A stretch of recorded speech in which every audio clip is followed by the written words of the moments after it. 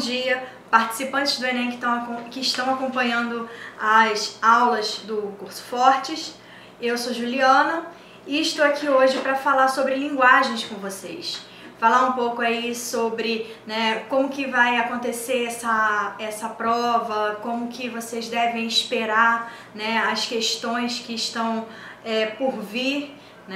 Na área de linguagens é bem bacana que, diferente da matemática, que uma habilidade ela pode apontar aí várias questões, várias matérias a partir dela, na linguagem, na língua portuguesa, isso acontece de uma maneira diferente. A habilidade que é esperada de você, a competência que é analisada ali na questão, ela acaba aparecendo para você de maneira bem específica, bem determinada, bem delineada. E há algumas palavras que a gente vai ver ao longo do processo e que vai colaborar, essas palavras vão colaborar para que vocês consigam ter um bom êxito na hora de analisar a questão. Tá? Vamos então aqui para a apresentação. Então vamos lá.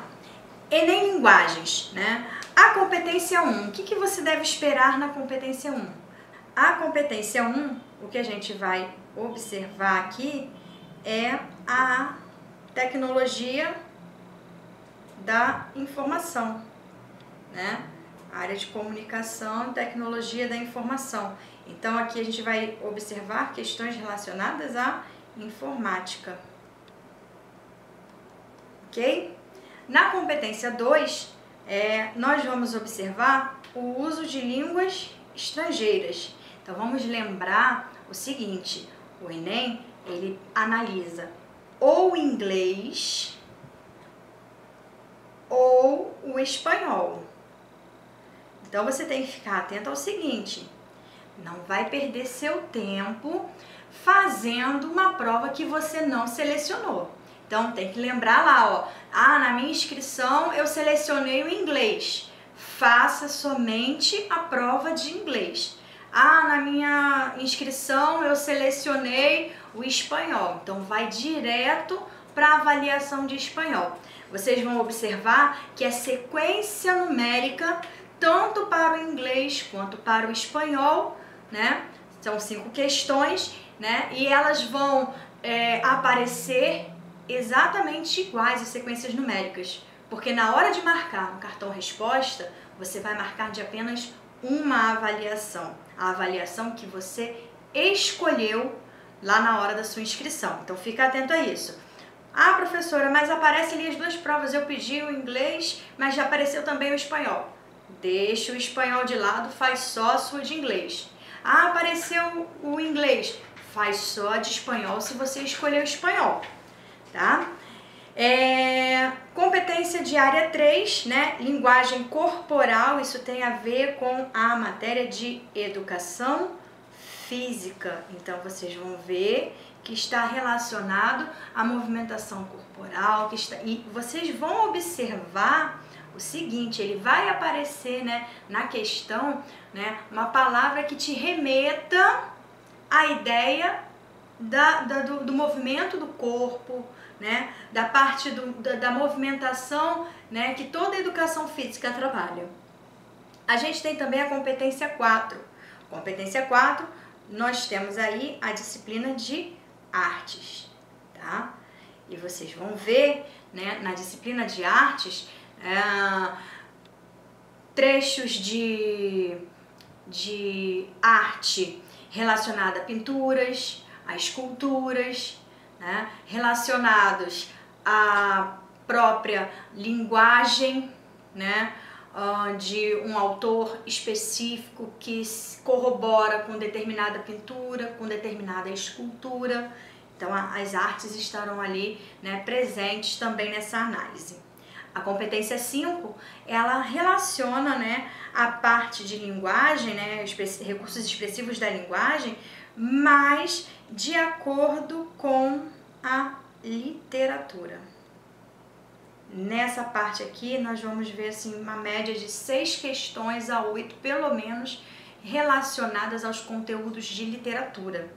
Então precisamos estar atentos ao quê? Aos períodos literários. Eles virão assim no enunciado da questão mesmo, já vem falando sobre uma determinada característica do período literário, ou falando sobre o período literário e pedindo para que você, né, relacione esse período literário a determinada característica dele, né? A característica específica a partir de um trecho de obra. Então precisa estar atento a esse pequeno detalhe. Agora, a gente vai passar para a língua portuguesa. E na língua portuguesa, professora, mas as habilidades lá na competência 1, 2, existem? Existem. Tá? Então você pode consultar esse material, ele é aberto ao público, todo esse material que vocês estão recebendo aí está no site do INEP. Tá? A última matriz de referência do Enem foi em 2009, então você coloca lá a matriz curricular Enem, que você vai encontrar todo esse material que eu coloquei aqui para vocês. Só que esse material, ele tá bem formal, né? Bem estruturado ali, precisando de uma interpretação auxiliada por um professor, que é o que eu venho fazer aqui hoje com vocês. Então a competência 6, né? Ele tá falando ali sobre a linguagem, né? E a comunicação, a parte de comunicação. Então a habilidade que é esperada de você é identificar elementos que concorrem para a progressão temática e para a parte estrutural do texto, né? Então ali a gente vai ver falando sobre os gêneros textuais, os tipos textuais, né? Então, gêneros textuais nós temos vários. Tipos textuais, deixa eu exemplificar primeiro os gêneros textuais. Tirinha, cartoon, crônica, conto, né? Ali os mais conhecidos, né? Os mais utilizados também ali no Enem, carta, tá? Aparece no Enem também. Tipos textuais, a narrativa, o texto descritivo, o texto argumentativo, o texto expositivo. Então esses são tipos textuais, né? A habilidade 19, a gente vai falar sobre a função da linguagem. Para a gente lembrar, a função da linguagem tem a ver com o emissor, com o receptor, né? Então, função referencial, função conativa, função fática, metalinguagem e assim por diante. E reconhecer a importância do patrimônio linguístico. Observem o seguinte, vocês vão ver na questão a indicação dessa palavra. E aí você já vai perceber, opa, patrimônio linguístico, qual é o objetivo? Preservação da memória e da identidade nacional. Tá? Então vamos olhar isso, né, a partir de questões. A questão que eu trouxe para vocês, essa veio do Enem 2019. Eu busquei questões a partir das avaliações Enem 2018 e Enem 2019. Eu tenho aqui um trecho de texto, Balé do Pato e outras crônicas, tá? Vocês vejam o seguinte, nessa crônica, opa, ele já tá falando de quê? Gênero textual.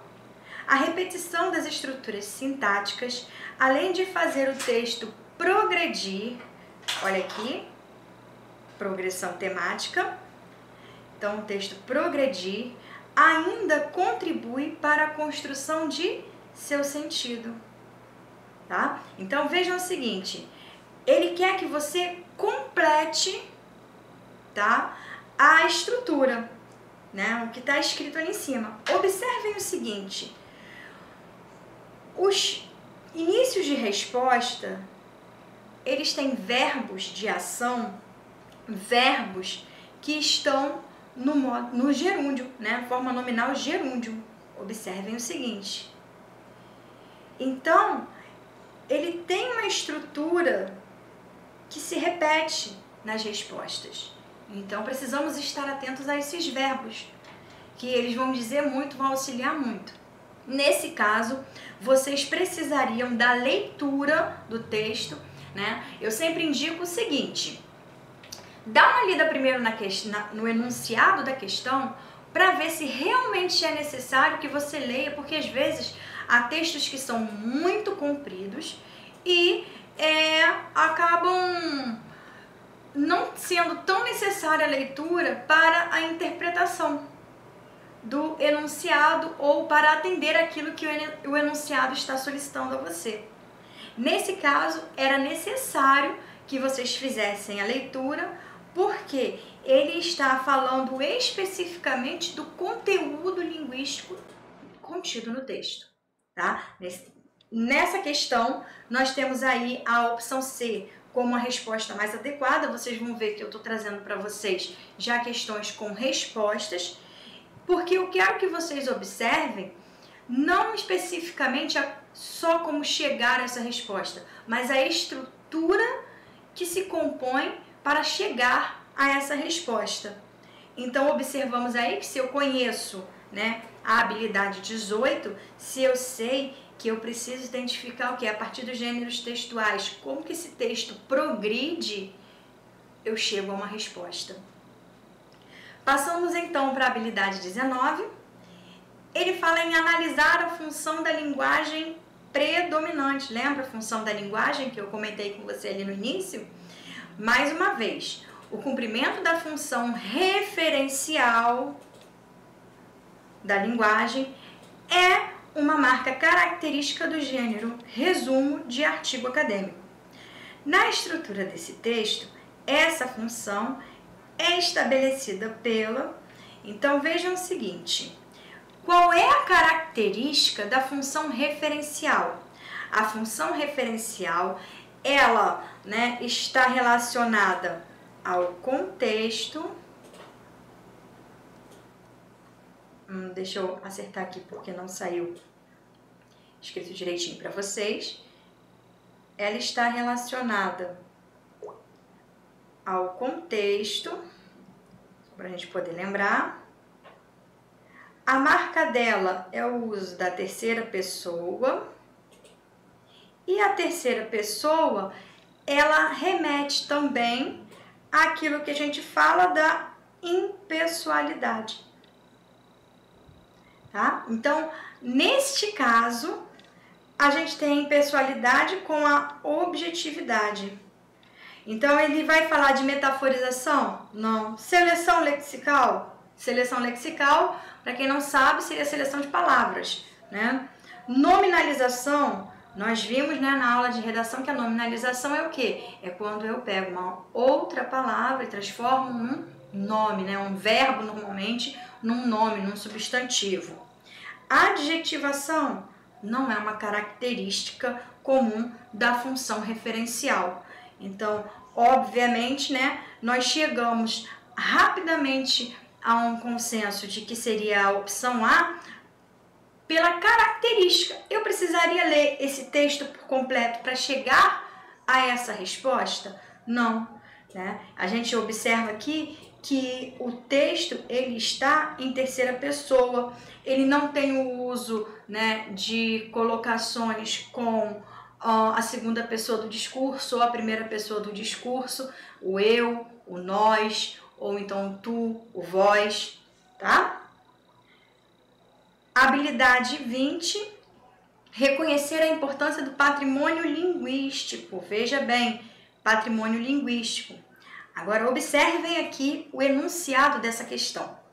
Da perspectiva do usuário, o pajubá ganha status de dialeto, caracterizando-se como elemento de patrimônio linguístico. Então, vamos observar aqui em cima, né? Patrimônio linguístico para a preservação da memória e da identidade nacional. Então, veja o seguinte: ter mais de 1000 palavras conhecidas seria relevante para essa informação, para a preservação de memória e identidade nacional? Não seria relevante. Ter palavras diferentes de uma linguagem secreta? Se ele é um dialeto e é falado, é uma linguagem secreta? Então, isso elimina essa possibilidade de resposta.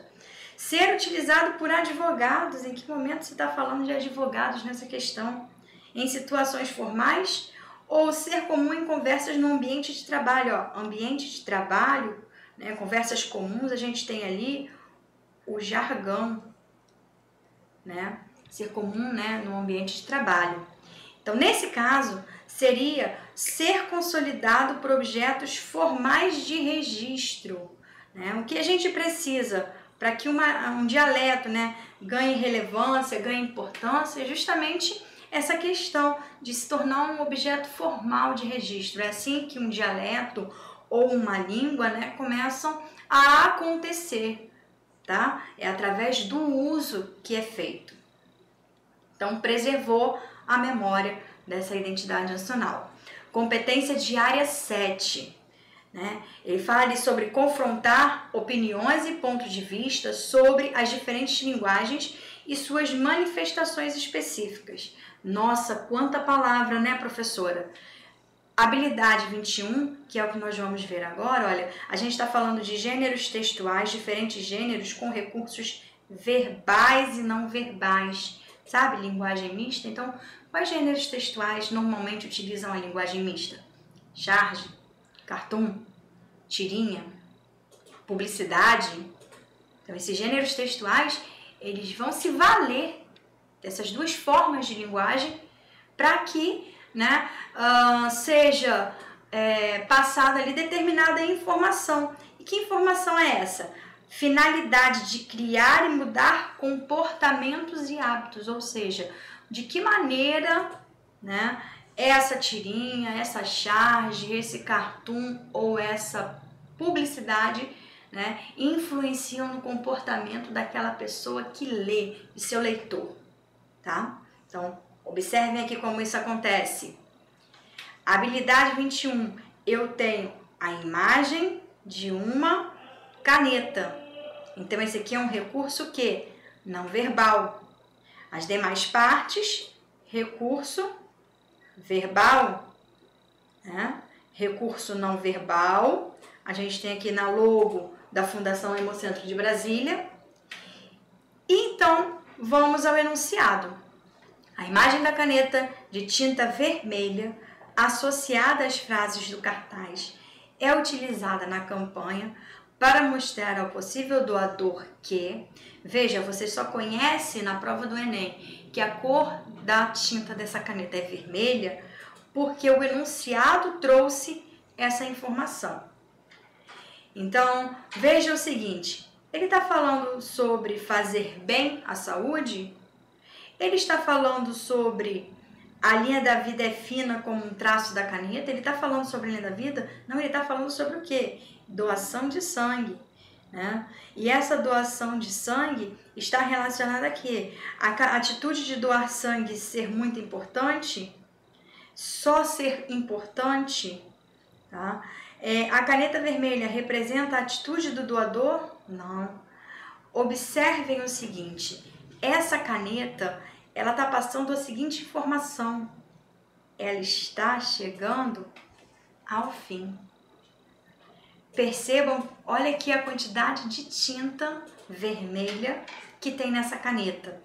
Então, mais do que apenas ser importante a atitude de doar sangue, precisamos estar atentos aos distratores, né? São aquelas partes que servem para distrair a nossa percepção, a nossa observação. Então, vejam como observar o recurso não verbal foi importante para essa construção. O recurso não verbal aqui influenciou de maneira direta para a gente perceber que o sangue está chegando ao fim e por isso é importante doar. Tá? Então, habilidade 21, então percebam os detalhes. Podemos ignorar a imagem que está ali? Não podemos, não devemos e precisamos estar atentos aos detalhes.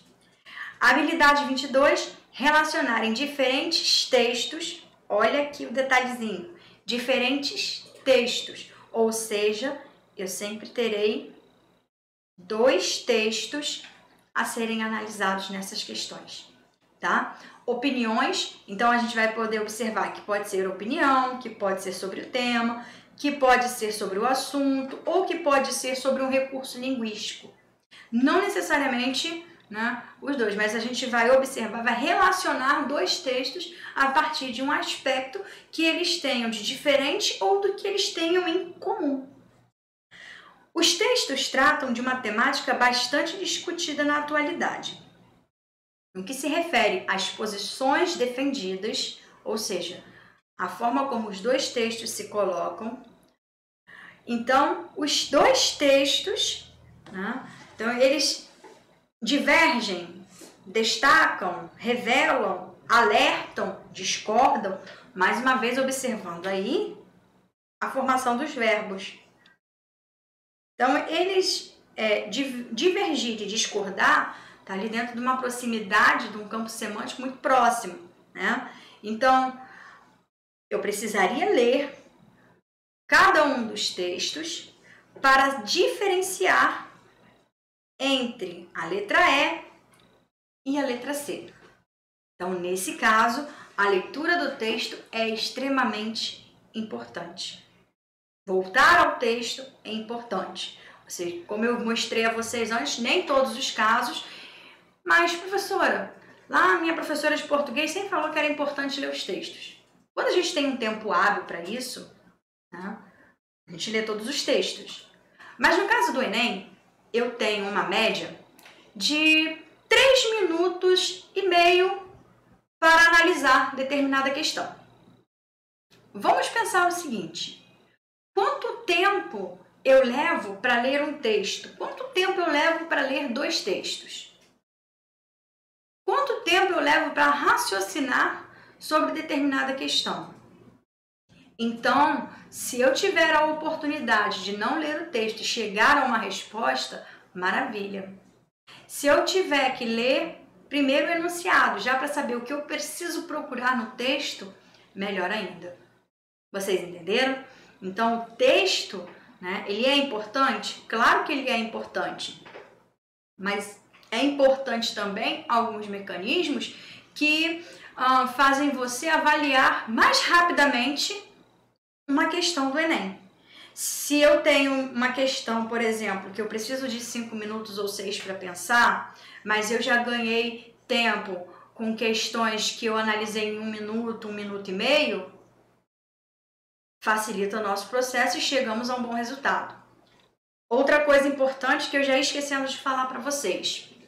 Normalmente, né, vocês vejam o seguinte: até o momento nós vimos aí algumas habilidades, nós estamos na terceira habilidade, né? Então o Enem, na parte de linguagem, são 45 questões, e dessas 45 questões, é claro que algumas habilidades vão se repetindo. E quais habilidades se repetem mais? Geralmente com dois textos, tem pelo menos 2 questões. Geralmente com cartoon, com imagem, vem 3, 4, 5 questões. Então, e cada questão tem um nível de dificuldade. Esse nível de dificuldade é que vai fazer, né? Então, se eu acertei uma questão que é fácil, acertei uma questão média e errei uma questão que é mais difícil, obviamente eu vou ganhar um ponto, né, melhor do que aquele que errou a fácil, errou a média e acertou a difícil. O que faz, né, dentro dessa lógica do Enem, você receber maior ou menor pontos, não é a quantidade de questões que você acerta, é a qualidade das questões que você acerta.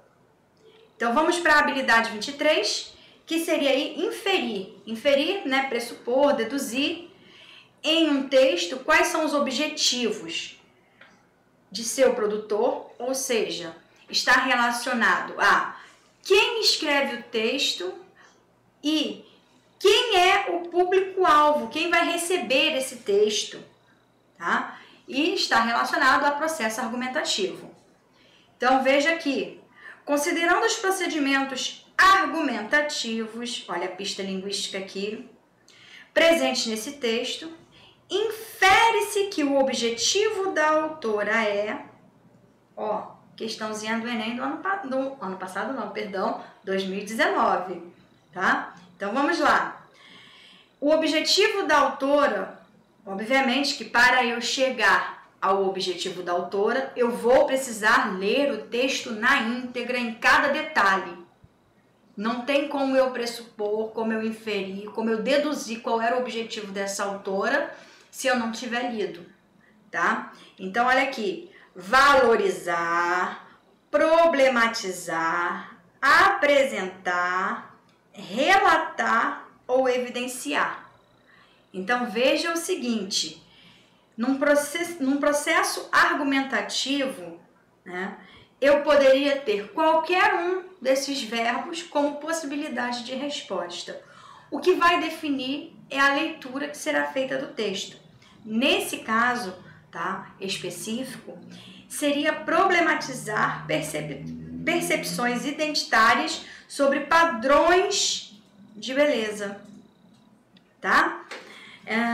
Poderia ser aí valorizar a atitude do jogador, né?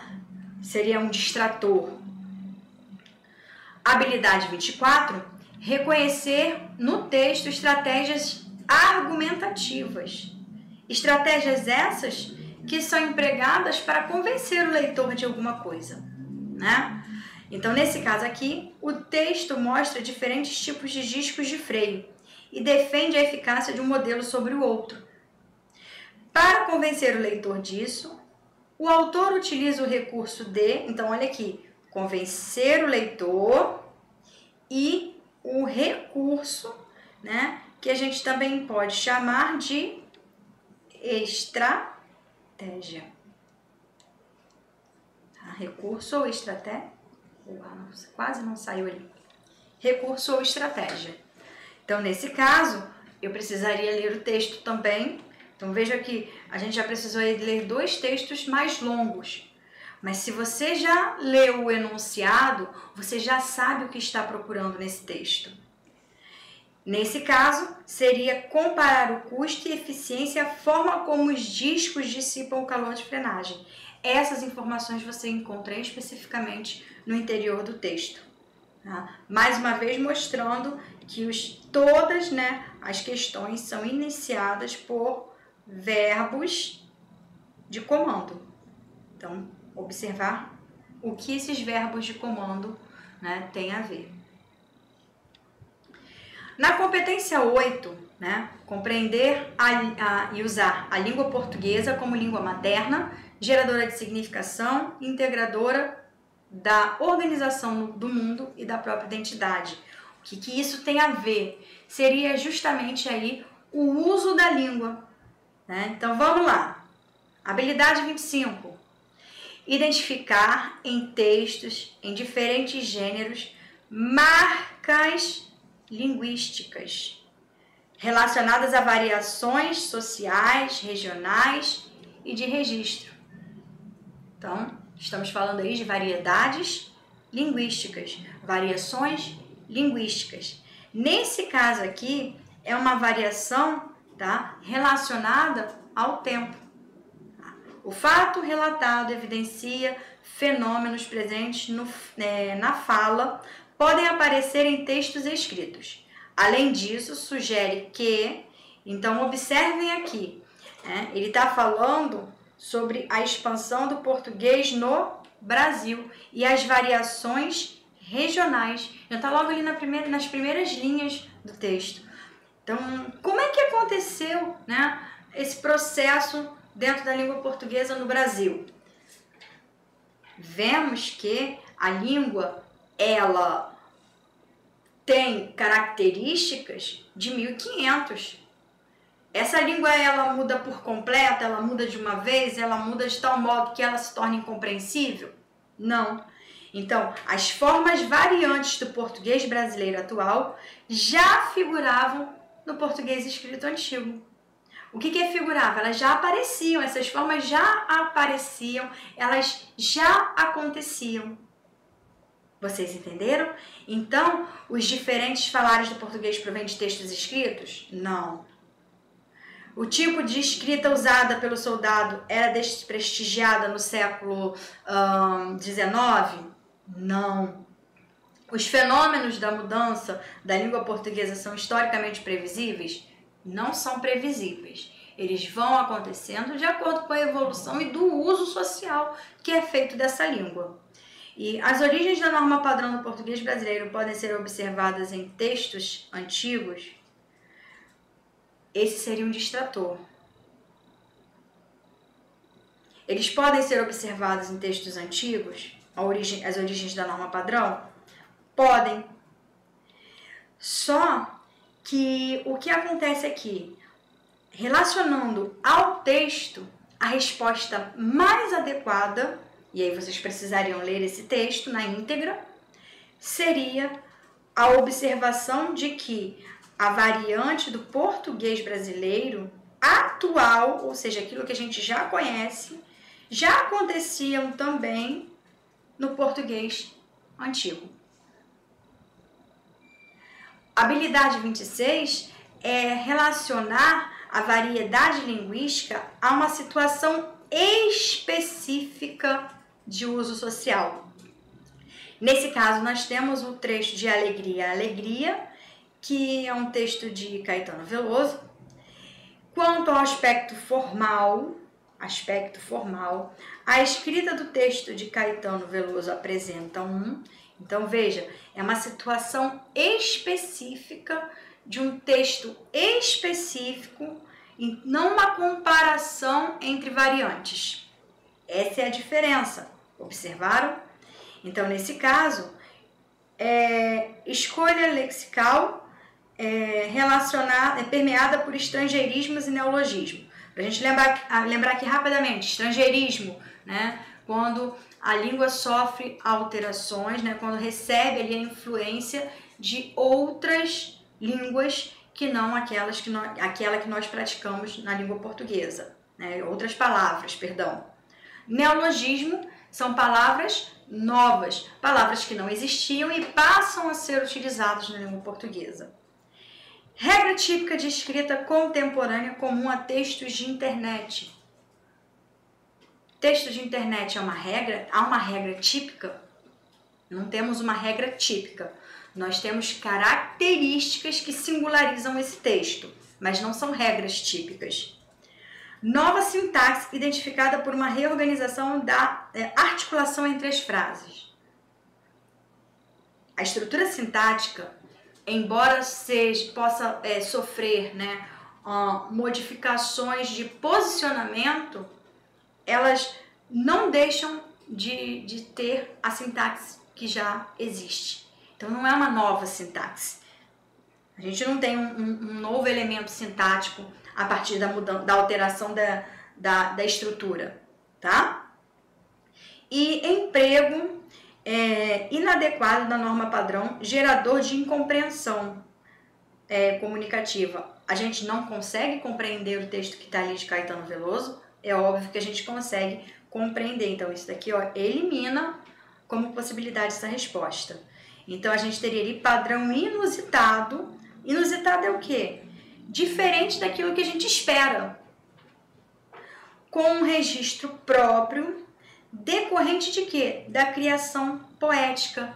A gente tem a liberdade, o que a gente está falando aqui é de liberdade poética. É a liberdade que o autor tem no processo da criação. Tudo bem? Então, é uma situação específica de uso? É uma situação específica de uso. Reconhecer os usos da norma padrão da língua portuguesa nas diferentes situações de comunicação. Isso tem a ver com as regras. Tá? Diferentes situações de comunicação.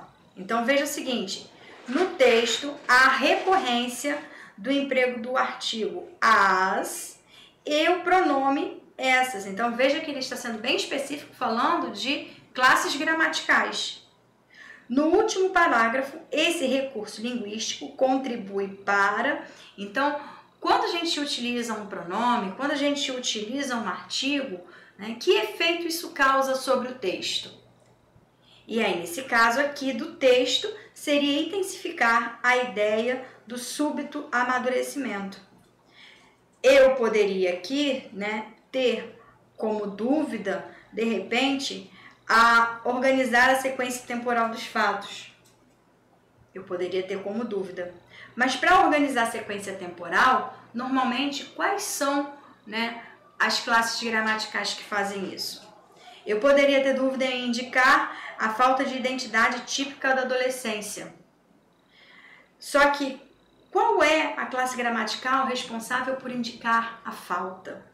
Então, é importante conhecer, nesse caso, as classes gramaticais, as funções que exercem essas classes gramaticais, as relações de sentido que elas podem estabelecer para facilitar aqui o seu entendimento. Fica muito mais fácil se a gente conhece, né, esses pequenos detalhes da norma padrão. Porque, veja bem, ninguém vai perguntar para você lá o que é um artigo, o que é um numeral. Mas entender como eles funcionam dentro do processo ajuda bastante. E, por fim, chegamos aí à competência 9. Então, a gente tem aí os impactos da tecnologia de informação na vida pessoal e social, no desenvolvimento do conhecimento, associado ao conhecimento científico, tá? Então, a tecnologia, como ela se relaciona, né, diferente lá da inicial, né, de informática, tá?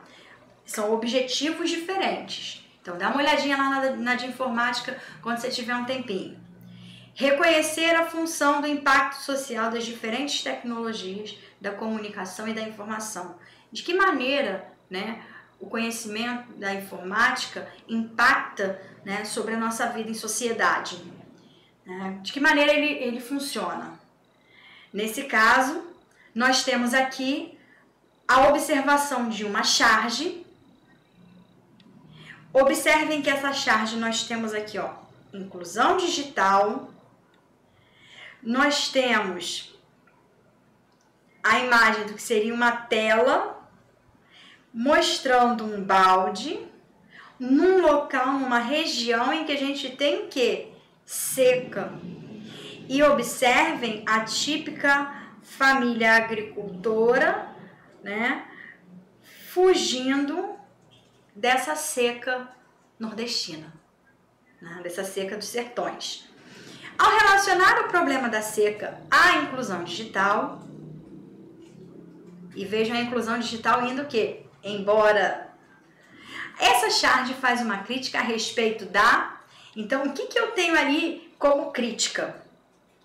A gente tem ali crítica da escolha de prioridades no atendimento às reais necessidades da população. O que é prioridade atender? Né? Seria a dificuldade de distribuição de computadores em áreas rurais? Claro que não. Capacidade da tecnologia em aproximar realidades distantes? Será que isso está sendo aproximado nessa imagem? Possibilidade de uso do computador como solução de problemas sociais? O uso do computador vai resolver o problema da seca? Vejam, a ausência de políticas públicas para o acesso da população a computadores, mais uma vez, o que uma política pública de acesso a computador vai contribuir em relação à seca? Então, seria justamente assim a escolha de prioridades em relação às necessidades de cada pessoa. Identificar pela análise de suas linguagens, olha aí, linguagem, as tecnologias da comunicação e informação. Observem o seguinte, né? Nós temos aí o uso da hashtag. A hashtag não é uma linguagem muito utilizada no meio digital? Tem relação com a habilidade 29? Tem. Vamos lá. Ao descrever a história e os exemplos de utilização da hashtag, o texto evidencia que... Então, o que ele evidencia? Né? O que essa hashtag, né, tem aí de informação, de influência dentro desse processo das tecnologias de comunicação e informação? Nesse caso, a gente precisaria ler esse texto por completo para chegar à resposta. Mas eu gostaria que vocês observassem o seguinte. Eu tenho a formação, né, inicial dessa questão por a incorporação, artigo mais um substantivo, mais uma vez a incorporação, a repetição de a incorporação e depois esse recurso, pronome mais substantivo e pronome mais substantivo. Observaram que estruturalmente, né, essas questões são organizadas, elaboradas, né, estruturalmente similares, utilizando as mesmas classes gramaticais? Então vamos observar aqui, né, que seria a resposta adequada. A incorporação desse recurso expressivo pela sociedade o flexibilizou e o potencializou. Flexibilizou porque mostrou, né, as várias utilizações, além daquelas já habituais dentro da tecnologia de informação, e potencializou porque isso se transformou em movimento social. Então, se eu tenho, por exemplo, a intenção, né, de criar determinado movimento, eu faço lá, hashtag sejamos felizes, não é isso? Hashtag geral se dando bem no Enem. Então a gente vai pegar esses hashtags e vai criar aí a potencialização do que a gente deseja nesse processo. Tá? Nesse caso aqui, observem o seguinte, recurso expressivo pela sociedade que impossibilita a manutenção de seu uso original. Então, o uso original dentro da tecnologia de informação, ele deixou de existir? Claro que não. A incorporação pela sociedade caracterizou esse recurso expressivo de forma definitiva. De forma definitiva é uma coisa assim bem quadrática, bem engessada. É engessado o uso da hashtag? Com certeza não. Esse recurso expressivo se tornou o principal meio de mobilização social pela internet. Ele é o principal ou nós temos outros meios? Essa daqui poderia ser o que a gente chama de questão distratora, aquela para distrair a gente. E esse recurso expressivo precisou de uma década para ganhar notabilidade social. Não, ele não precisou de uma década, ele não precisou desse tempo todo para ganhar uma notabilidade social. A notabilidade social se fez com o uso. Então, as pessoas passaram a utilizar com outra finalidade que não aquela específica inicial dentro da tecnologia da informação e ele ganhou essa notabilidade. Ok? Eu espero que vocês estejam conseguindo aí captar, né, que o objetivo sempre será o mesmo em todas as questões. O que é necessário é que vocês estejam atentos que tudo está relacionado ao nosso processo de comunicação. Então vamos lá, relacionar as tecnologias de comunicação e informação ao desenvolvimento das sociedades e ao conhecimento que elas produzem. Nesse caso, nós temos aqui um trecho de texto, né, falando sobre o Marco Civil da Internet. E aí o enunciado traz, com o aprimoramento dos recursos tecnológicos, a circulação de informações e seus usos têm configurado os mais diversos setores da sociedade. Ou seja, de que maneira, né, a internet vem impactando o uso social, né? Como a sociedade está lidando com a internet. Hoje, né, a gente percebe, então, tamanha importância dela até na passagem de uma videoaula. O texto trata da legislação que regulamenta o uso da internet, criando a seguinte expectativa para o usuário brasileiro. Qual é a expectativa que todas as pessoas têm em relação ao uso da internet? Então, relacionando a esse texto, nós temos aí a promoção do acesso irrestrito, ou seja, as pessoas acessarem de maneira irrestrita, de maneira sem limitações, né, a internet. Proibição do corte de acesso pelo uso excessivo? Acesso por uso excessivo? Como assim? Então, acessei demais, corta. Não é isso, né? Aumento da capacidade da rede? Seria aí uma possibilidade distratora, tá? Mudança no perfil do internauta? É claro que eu sou a internauta que veio lá da época da internet de escada, ou internet de escada, que a gente ficava esperando até meia-noite para poder usar a internet sem cobrar muitos pulsos, talvez, né? Tia Juliana tá falando coisa demais aqui que eu já não estou entendendo, né? O que eram, hoje a gente vê em minutos, antes eram cobrados em pulsos, né? E aí eu ficava lá esperando até meia-noite. Hoje eu não preciso esperar até meia-noite para poder usar a minha internet. Né? Então a gente tem essa mudança no perfil do internauta relativamente a partir do uso que é feito. E garantia de conexão a baixo custo. Quem nos dera. A internet ainda não é barata, ela ainda não é acessível a todos, né? Esperamos aí, torcemos aí para que isso aconteça de maneira diferente no futuro. Então, promover o acesso irrestrito, o acesso sem restrições é a opção mais adequada aí nessa questão.